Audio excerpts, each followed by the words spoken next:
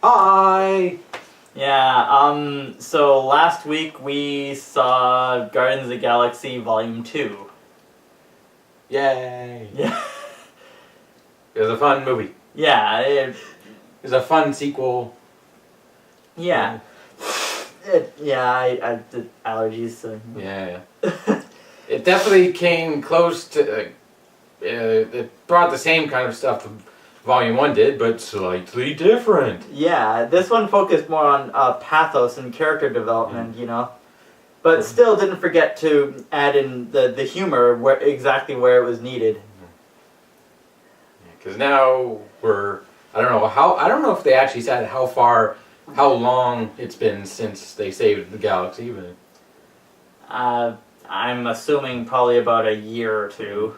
Enough to be known by everyone and hired to do missions. Oh, which brings me to something that I commented about the movie that I don't know if anyone else noticed. Planet Tumblr.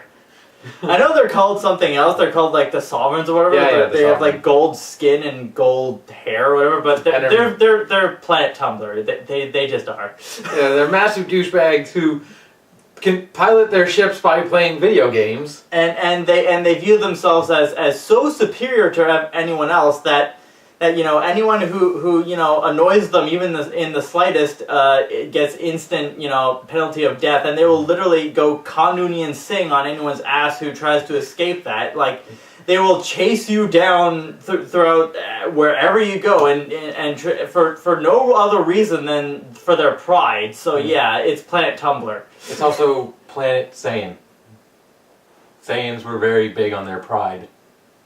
Well, a lot of alien races in fiction are, but no, this was specifically, I swear that it had to have been a deliberate satire on Tumblr.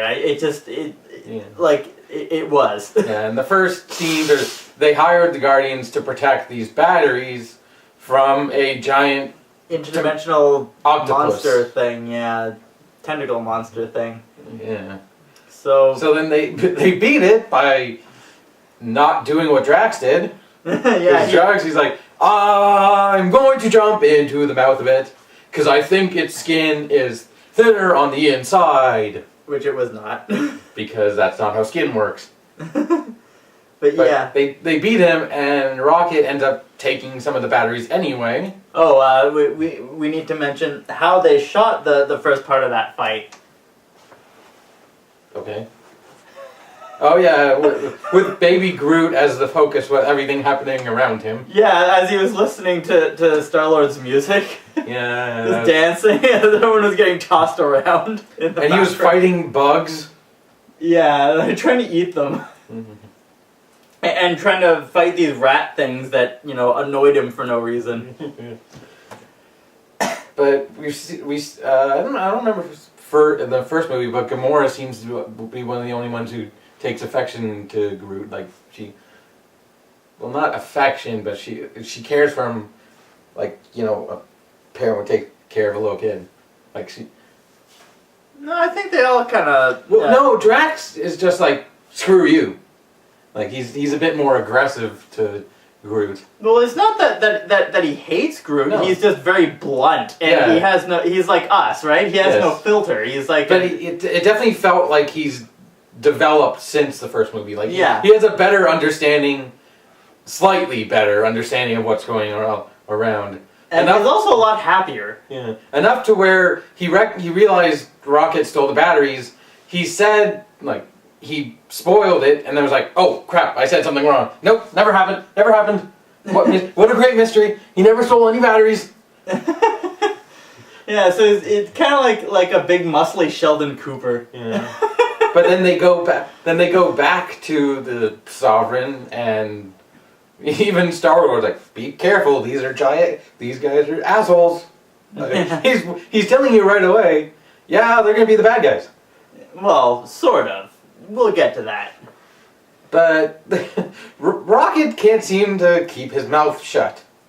Yeah. He starts railing on them and doing the blinking, but on the wrong side. So he's literally. So yeah, he's kind of like Rat Trap from Beast Wars. That's like the impression I get from him. He's Rat Trap. Yeah. Yeah. So. Oh yeah, they hired them with the promise of reward, Which was Gamora's sister. Yeah, Nebula. Yeah. So yeah, the two of them get some more backstory throughout the movie, but at first she just sort of seems like a generic kind of like, Nebula just seems kind of like a generic nemesis. I will, another Kanunian thing kind of situation, or just Captain Ahab, like she tasks me kind of. But she's also gone somewhat insane. Well, yeah, by but what again, she's willing to do. Exactly. That's why I said that's why I said the Kanunian thing, because that level of, but that's explained further in the movie, and. Yeah. But then they try and get away.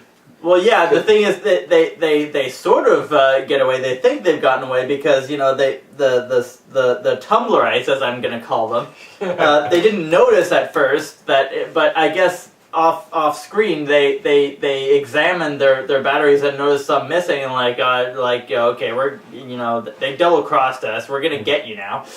So they have a pretty cool chase scene with Star-Lord. Quantum asteroids. Yeah, and Star-Lord and Rocket fighting.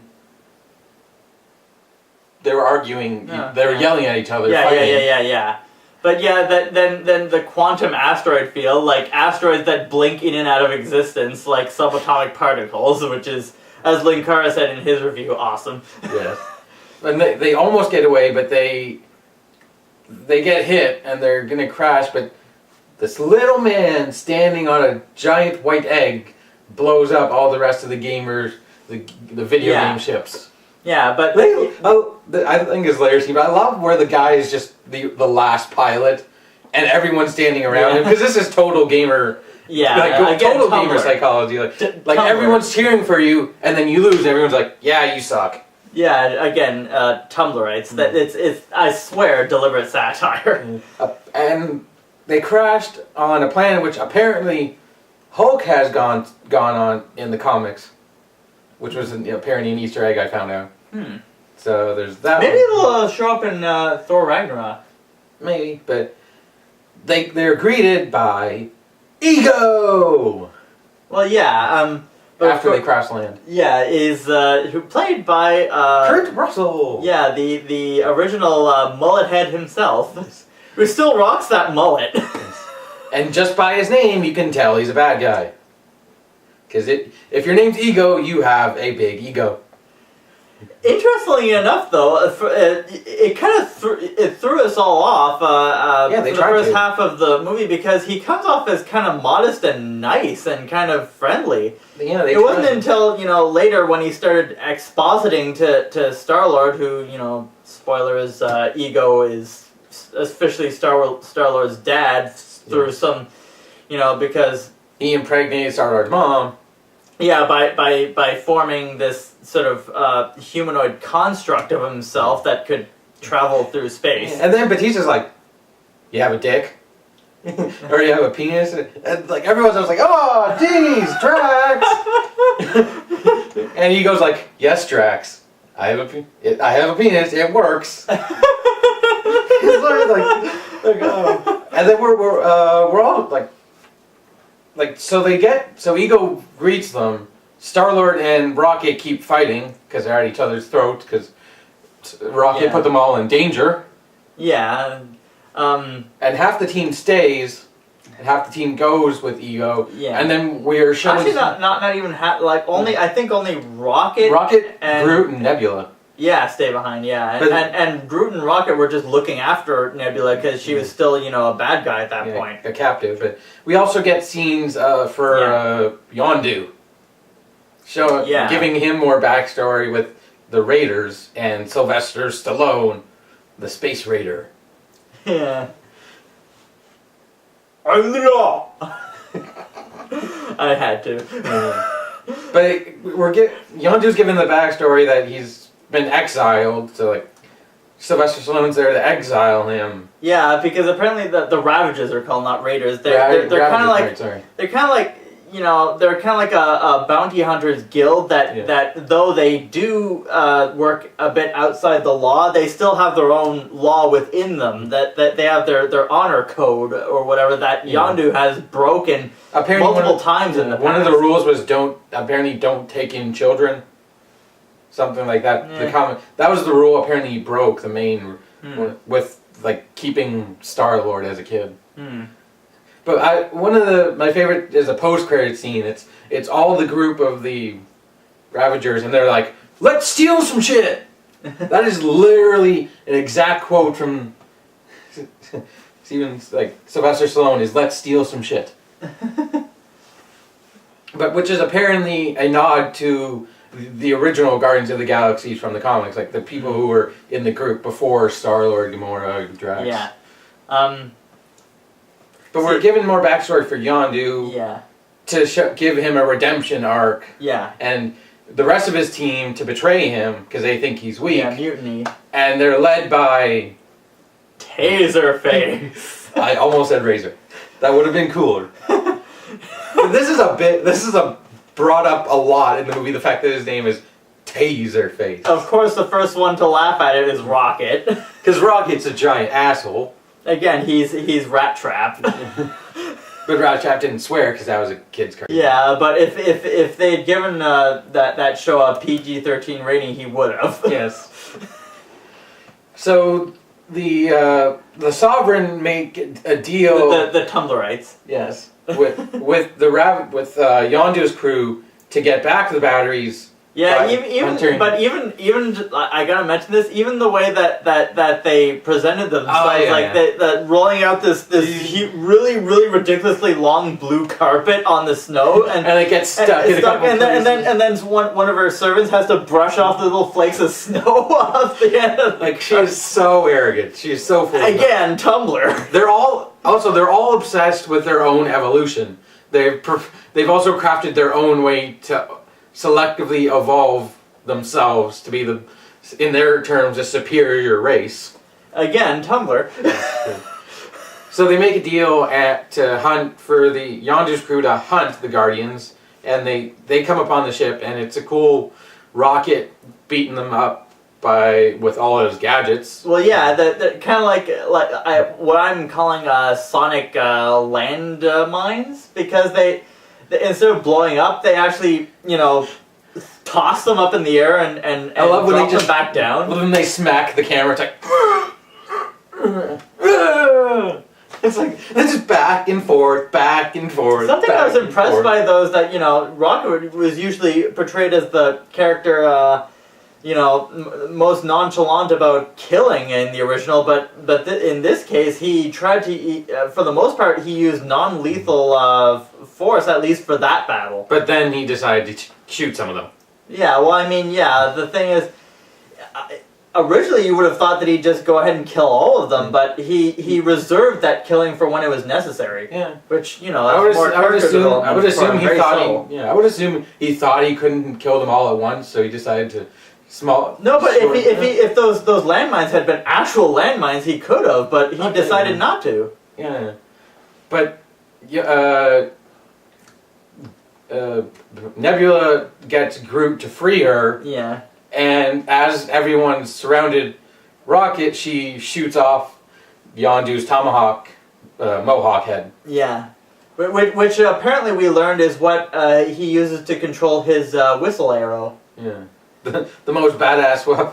One of the most badass silent killers you could find. Because it's just like, all you have to do is whistle and it goes right through somebody's heart. Yeah, but something else I will note is that the only reason why they the rest of Yondu's crew turned against him is because they quote-unquote said he's going soft, because he didn't want to kill the Guardians of the Galaxy. He tried to argue that they're more valuable alive and that killing them would be stupid because they're famous now, but his crew saw through it, and that they noticed he was actually feeling compassion for them, so they decided, well, screw this, or we're supposed to be criminals, let's be freaking criminals. Yeah.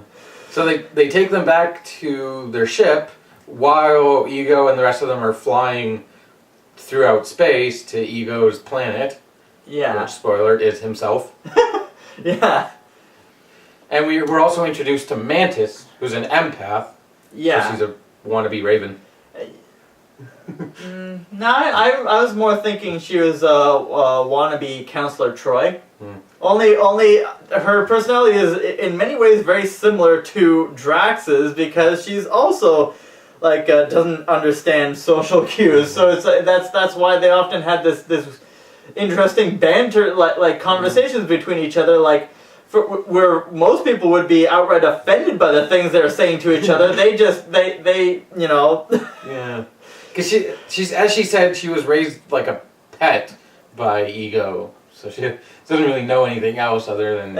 Some of the funniest lines though are between those two, like you are ugly. But that is a good thing because then people will see you for your personality and not your looks. Yeah. Which is a good message. It's definitely a good message. Yeah, the thing is, it's so blunt that anyone else would have taken immediate offense to that. But she's like, since you know, like they're basically, you know, autistic to she's like, oh, I am ugly. It is nice being ugly. Yeah. But we also get the prison scenes of Yondu, Rocket, and Groot, where Yondu's trying to get Groot to get his replacement Mohawk, Yeah. so he can control. Which actually looks more like a real Mohawk. Yeah. Apparently in the comics it's gigantic, looks like bigger than a full head of hair. Well, the thing is, in the comics, Yondu is very different. He's supposed to be based off like an Apache or something, and I think it's supposed to be an actual mohawk of hair and he used an actual like string bow. But whereas in this, they modified it a bit to fit the actor's personality. Yeah. But we get the constant scenes of Groot getting it wrong, because I guess there's a dialect issue between English to Groot's brain. Well, the thing is, I don't think it's even so much that, because the Groot originally was, you know, a bit smarter. The thing is, because it's baby Groot, right? He thinks like a baby, so he's naive and he doesn't know what he's doing. One of the funniest ones is he brings a guy's teeth, and Rocket's like, no, keep him. No, it wasn't teeth. It was a prosthetic eye. All right. Yeah, prosthetic eye. Yeah. Rocket's like, keep it, because the guy will wake up and he won't know where it is. Oh, and then one time he brought a toe. It was like, and like, do you keep have refrigerators where you keep? I think it's like, we won't talk about why you have refrigerators full of.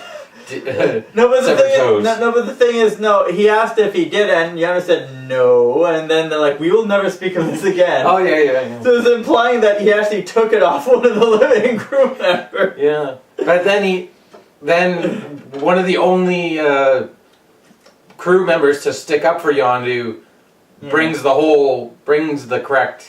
Yeah. Groot brings the whole cabinet at one point. No, it wasn't the right cabinet, it was a desk. Yeah. But then eventually we get the pretty cool prison break with Yondu killing all his old crew members. Yeah. And we have to cut in between that and shots of Ego with Mantis helping him sleep due to her empathic abilities. Like anyone's an empath, I just immediately think Raven. But I immediately think Counselor Troy because I'm a Trekkie, but you know. But they're explaining her backstory, and she can feel somebody's deepest secret, and she goes to Star-Lord and she's like, you have sexual feelings for her. Yeah, for Gamora. And of course Drax. He starts laughing out loud. Yeah. She just revealed your deepest, darkest secret. Yeah, basically, you must be so embarrassed. And basically, almost every scene he's in, he laughs at least once. Yes. And it's just setting up her powers for later in the movie, basically. Yeah. When we finally get to Ego, the giant planet. Yeah, well, the thing that leads, you know, first, like, Ego's, like, training Star-Lord, you know, trying to be, like, a father figure and training Star-Lord to build constructs like he himself has. And then they have the best game of catch two relatives who are both gods could ever have. The room style. Because that's all Peter wanted as a kid, as he said, is wanted to play catch with his dad. So. Yeah. And his dad basically is able to, like, almost, it feels like read his mind because he's, like, reading, like, there goes my tongue. Like, reading off his mind lyrics to one of Peter's favorite songs. Yeah. And then we get the fighting between Gamora and Nebula, because Nebula stole, or she was given one of the spare ships on the planet, and on the Ravager ship, yeah, with a replacement bionic arm, because that's all she wanted was an arm, a ship, and to kill Thanos, which I'm pretty sure she won't do, because he's harder to kill than just a. Yeah, that's why it's going to take the entire Avengers and Guardians of the Galaxy and probably even a few other crossover characters like Doctor Strange to actually take on Thanos in Infinity War. That's why they're setting that up as the big Super Avengers movie. Anyway. But she gets there and she literally crashes the ship almost into Gamora, trying to shoot at her but missing horribly. Because no one... Stormtrooper aim. Yes. Because... whatever you're supposed to shoot a main character, your aim is horrible. They're not allowed to die. But then they discover, she crashes the ship and they discover a pile of bones. Yeah. Leading to the fact that apparently Ego has implanted millions of women trying to find the one seed that will actually share his powers. And apparently Peter is the only one who shares his abilities. And then as Ego, or Kurt Russell is explaining this to Peter Quill, basically, like, at this point Peter Quill is almost entirely on board with Ego's plans, even as he starts explaining that he wants to convert all existence into himself, entity style. And right before that, Peter had a fight with Gamora because Peter was skeptical at the start, and Gamora was convincing him to go. And then at that point, Gamora's not certain, and Peter's convinced. Yeah, complete character switch. But then Ego drops the ultimate bombshell he shouldn't have. I implanted that cancer in your mother's brain, Peter. He sort of said like apologetically, I feel so bad I had to put that tumor in her brain, and Peter's like, what? But before he react, he was like, yes, I know it sounds bad. he stabs Peter through the chest, not killing him, but using Peter as a battery. So this has suddenly become a Matrix ripoff. And so he starts draining him, but then. He walks up to him. Air you're breathing now? He walks up to him and does the one thing that was even more Yeah, he crushes his precious Walkman. Yeah. And then at that point, Peter snaps out of it and starts shooting his dad a lot. Yeah. A lot. Yeah. Even though it really doesn't do anything except buy time because it's just a construct. No, it's not his actual. So yeah. And that brings up so many questions of how he impregnated millions of women with basically a body that was made up of data. Well, he was able to manipulate matter, right? Like to build a planet around himself and build a humanoid kind of vessel. So why wouldn't he be able to construct actual sperm? Yeah. And at this point, Ego's also ruined the ending of the first one because he tells Peter can't die, technically can't die if the planet's still alive. So, which throws out Peter almost sacrificing himself holding the Infinity Stone because he wouldn't have died anyway. It's just his physical body would have probably disappeared. He would have just been like some kind of astral projection or something. Well, he probably would have just reformed himself eventually, like Dr. Manhattan style.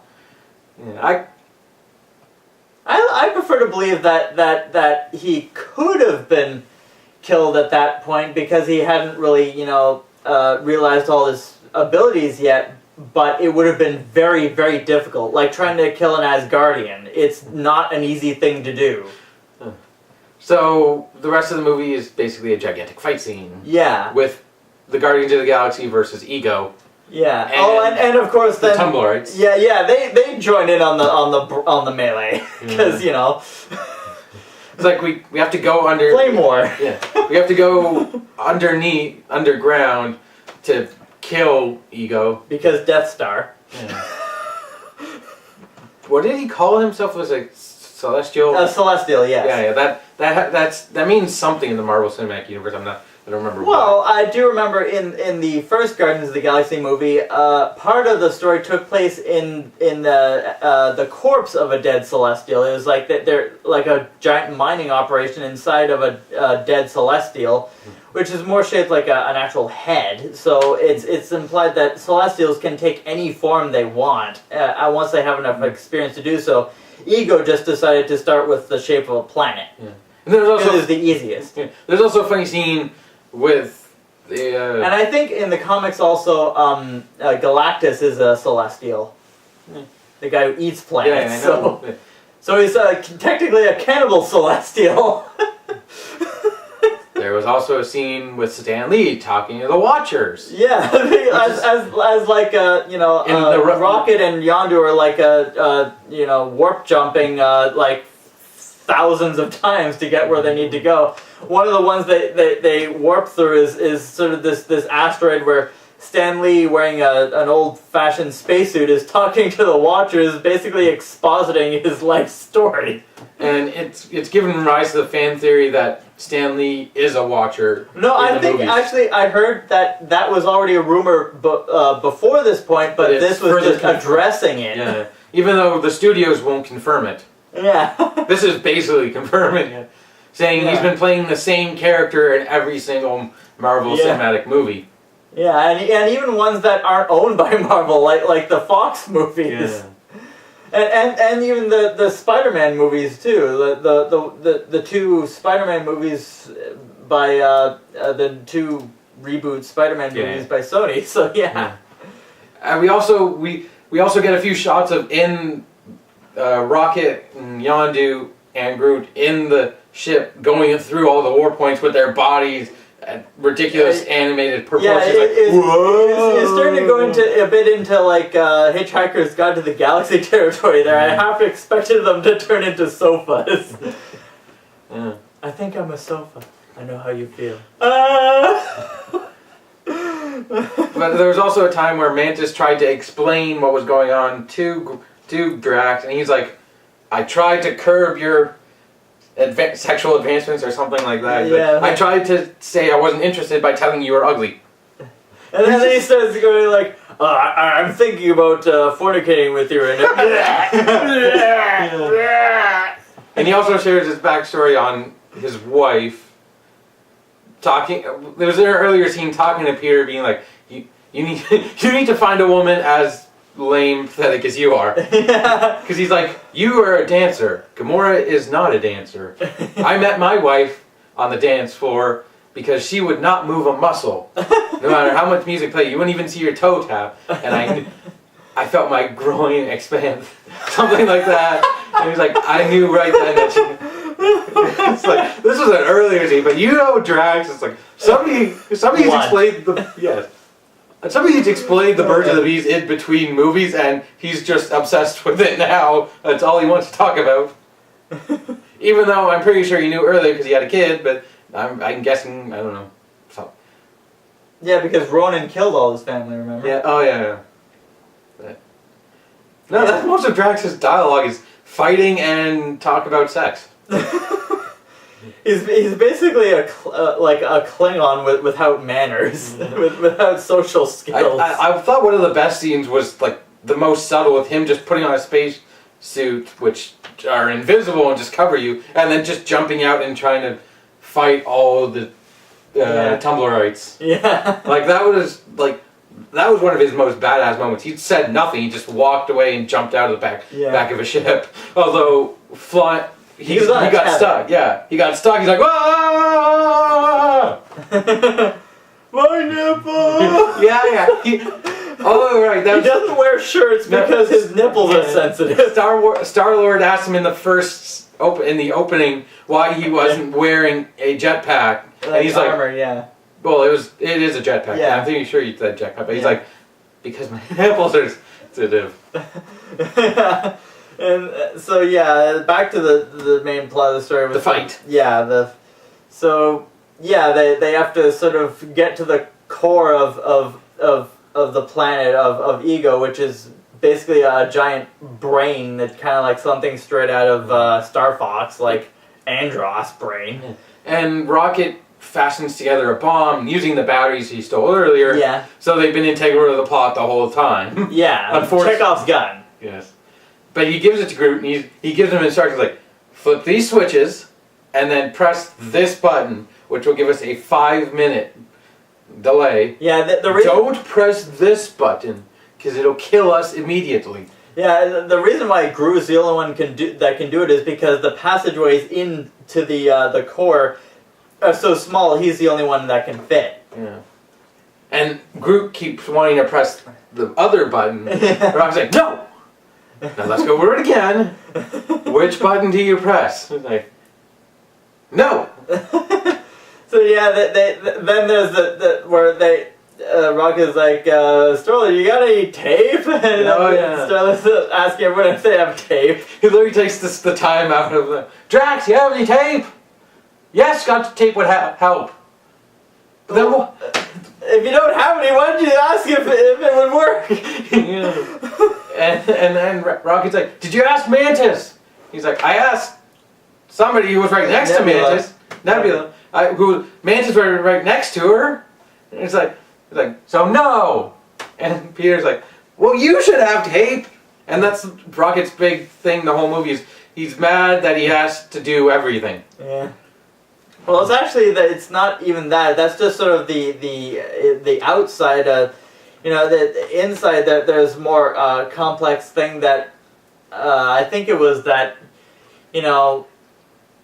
that he's just very, very bitter. Yeah. About how miserable his life is. So he takes it out on everyone else, even if he doesn't mean to. Yeah, and it took Yondu to break through to him, saying that they're similar enough. Yeah, that they're both assholes. Yeah.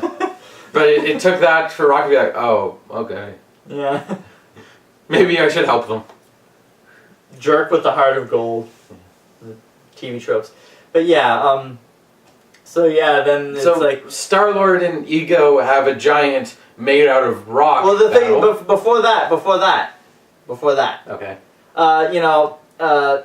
Ego is sort of like for a moment winning the fight, and even starts sapping Star-Lord's energy again, which was leading to another thing that we neglected to mention. As Ego was seeding all those other women, he was actually literally seeding the planets as well by putting these little plants that once he had that extra energy from Star-Lord, he could turn into these blob things that would start to eat the planets to terraform them into more celestials. But so this this second energy boost, it gets that process going again. But then Yondu, like as the rocks around her are trying to consume everyone, including him, he says, "I don't fly the arrow with my brain, I fly it with my heart." With my head. So then we get a little flash sequence of Star-Lord thinking about like his all the best moments in his youth or in his past. One of them being a cool little thing where it's actually Yondu teaching him how to fire a gun when he's only a kid, which is and so and then. Now Star-Lord has harnessed this energy. He's learned how to harness the power almost on equal footing as Ego.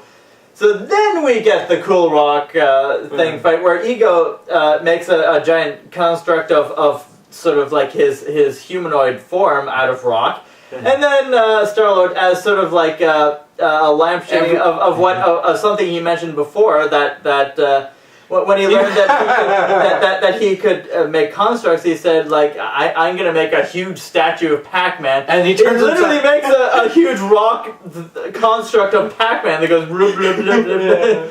And it makes the Pac-Man noise. I don't know how to produce that, but wugga wugga wugga wugga. Something I think we forgot to mention is even before the first scene wasn't the Guardians of the Galaxy. It was Peter's father and mother.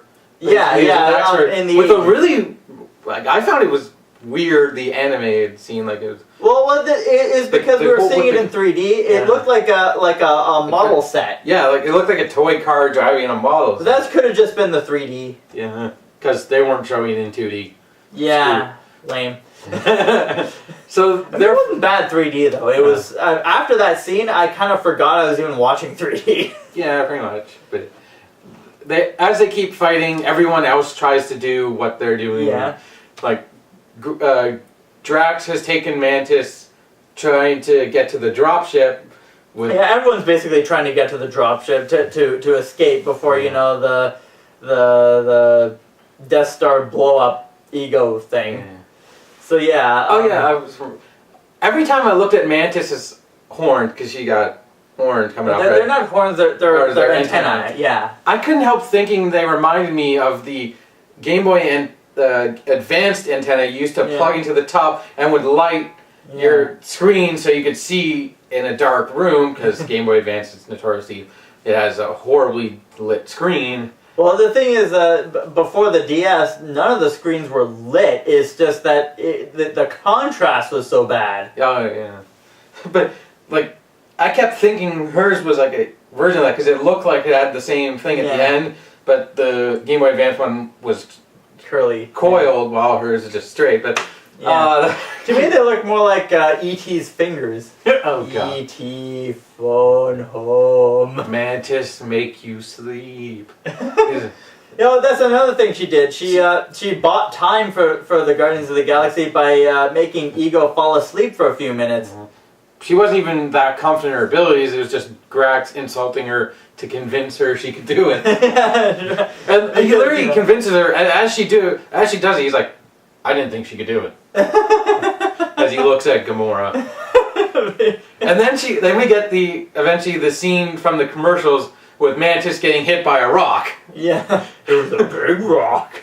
And Grax like, I tried to warn her. Like he's a couple seconds late on his warning. So he gets hit by a rock, and then he's like, "Watch out!" And I tried, guys. And then he picks her up to get to the dropship. Yeah. And she bought enough time for Groot to get in there. Yeah.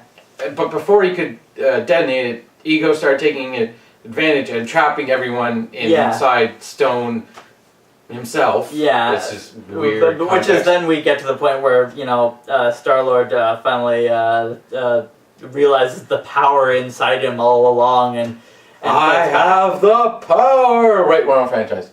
Yeah. The Schwartz is in you, Lone Star. Wait, wrong franchise again. So Groot ends up pressing the right button. Yeah, because they actually somehow managed to get some scotch tape to put on the wrong, but even then he almost pushes the wrong one, but then it's like, press. It runs out, and it starts blowing up, and everyone's leaving, but Rocket gives Yondu a spacesuit and a flying apparatus, or whatever. I can't remember exactly what he gave him. Yeah, but he only had enough for one person. Yeah, it's that force field thing that Drax used. That, you know, it's like a force field spacesuit. Yeah, he gave him that and one, like the jetpack. Yeah. Well, the thing is, there's another funny thing. He gave the other jetpack to Drax so that he could get to the ship. First, it's like, my nipples! Yeah. So Yondu decides, okay, I'm gonna save this asshole, and flies off to Peter. Yeah. And equips the spacesuit on him. Well, the thing is, even before that, there's another thing we have to mention. Another part of Rocket's character development. They all get to the ship except for Star-Lord and Yondu, Rocket assumes that there's no really time left to save Peter at that point. So, and then Gamora was about to go out and do it, but Rocket knocks her out and said, "I'm not going to lose any more friends today." And then he closes the doors, and as he's flying away, Drax realizes what's going on. He's like, "Where's Quill? What about Quill?" He's yelling at this, not realizing what silence actually means.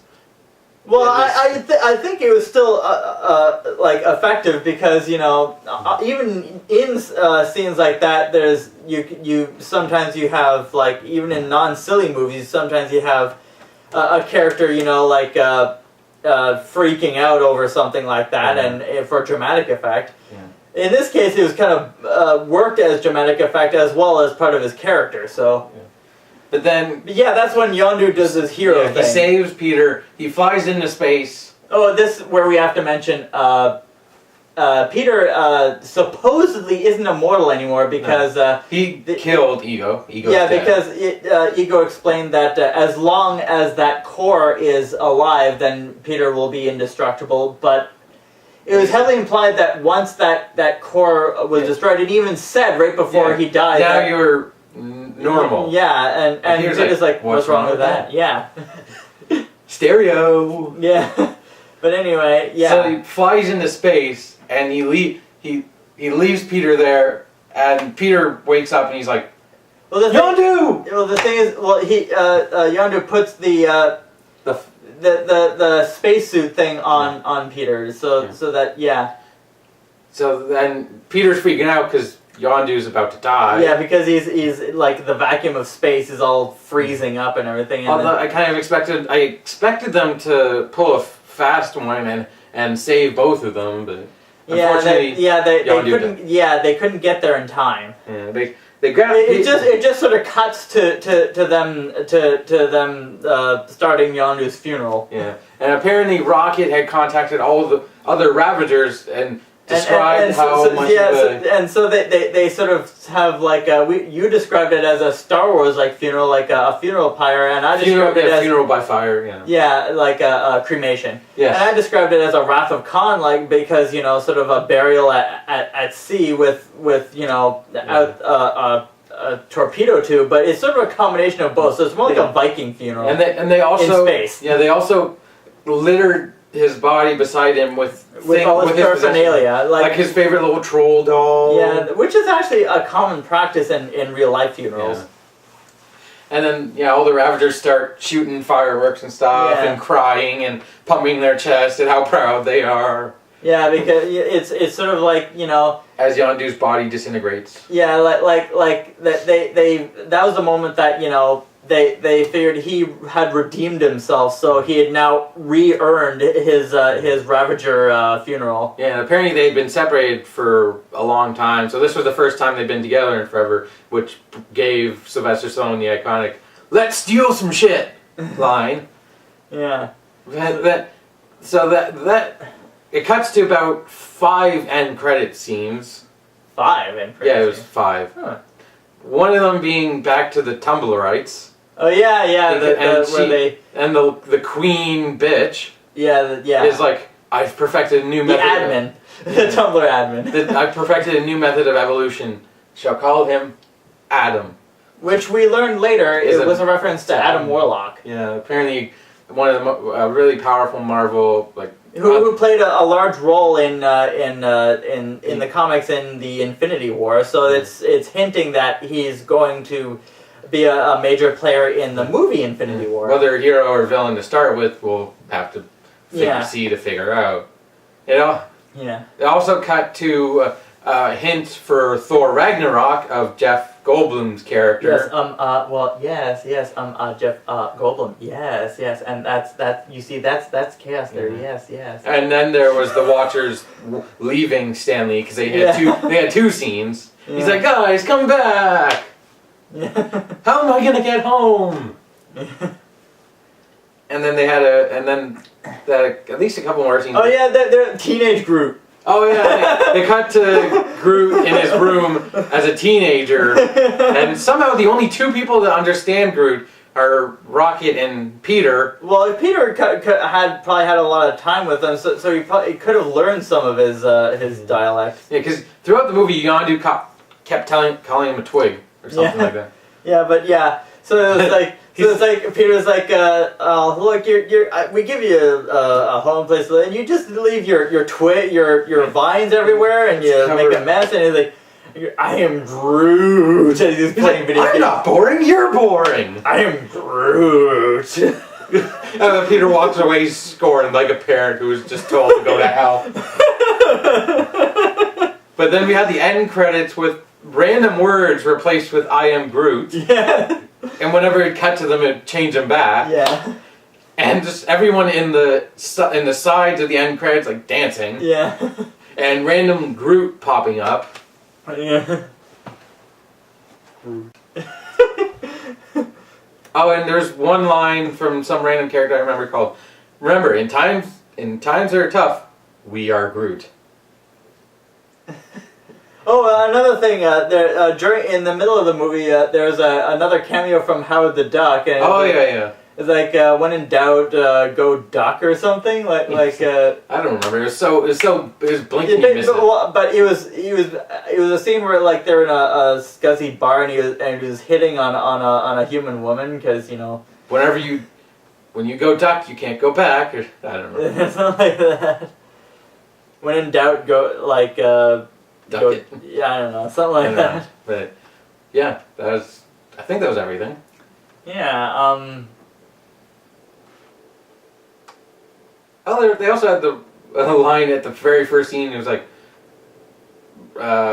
Peter was like, time to go, assholes, or something.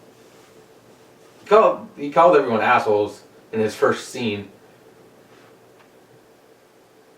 Oh yeah, and like of course that little funny banter about like how in the first fight scene Gamora had brought like guns, and then Peter's like, I thought your thing was swords and my thing was guns. Okay, well I guess both our things are guns now. And then eventually she wins by using her sword. Yeah, because she ran out of ammo, so she's like, fuck it, sword melee weapon. They also had Peter and Gamora had a bit of an interesting. Peter was obsessed with the untold thing, and Gamora's like, what? There was no thing. Unspoken thing. Unspoken thing, yes. Yeah. Oh, and then there's like a very, very flash brief cameo of what was his name, David Hasselhoff, because there's this running thing where Peter had this childhood story where he used to pretend his dad was David Hasselhoff. Yeah.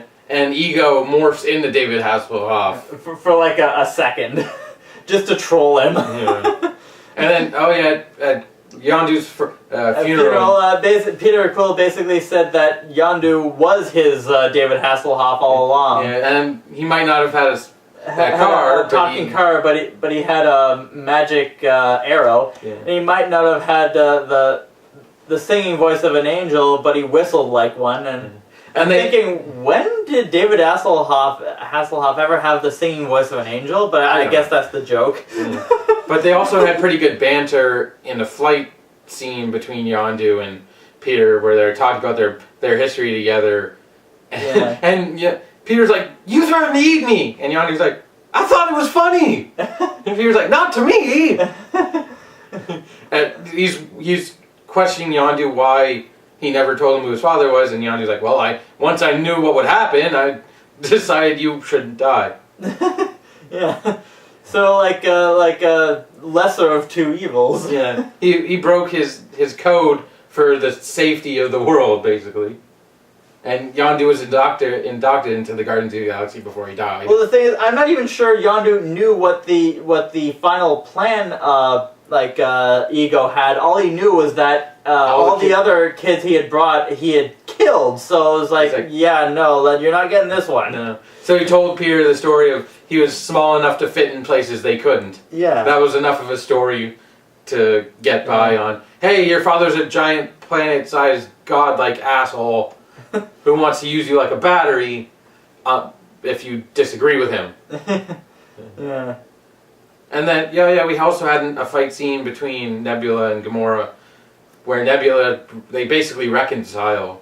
Yeah. Because Nebula is obsessed that Gamora constantly beat her in a fight as a Well, that's kid. Yeah, because Thanos wanted them to be equally strong, so he forced them to fight each other, and each time Nebula lost, he'd replace another part of her body with a bionic enhancement. So very painfully. Yeah. And then there was a scene where they were fighting the Tumblerites, and they run out of power, and they plug Nebula into the ship, and Yondu's like, it's gonna be painful, and she basically is a masochist for a second. She's like, promises. Like, she's literally a masochist for a split second. She's like, you say it's gonna hurt. Yeah. That was Guardians of the Galaxy Volume 2. It was... Another scene with Taserface when when Yondu and Rocket start their escape, Yondu's killing every single person on the ship except for themselves and that one sort of good Ravager with his arrow, and then he finally he launches the arrow into a fuel tank, which starts blowing up the rest of the ship except for one escape vessel. Yeah. And Taserface survives the blast. He calls the Tumblerites. Yeah, he's I gave you. I'm giving you the location, the coordinates of where they're going. Tell them that you got the information. Tell them that the one. Let them know that the one who sealed their fate is Taserface. And she just laughs and he's like, "Ah, crap!" And then he dies. Yeah, because boom. Yeah. But yeah, that was a very fun sequel. Yeah.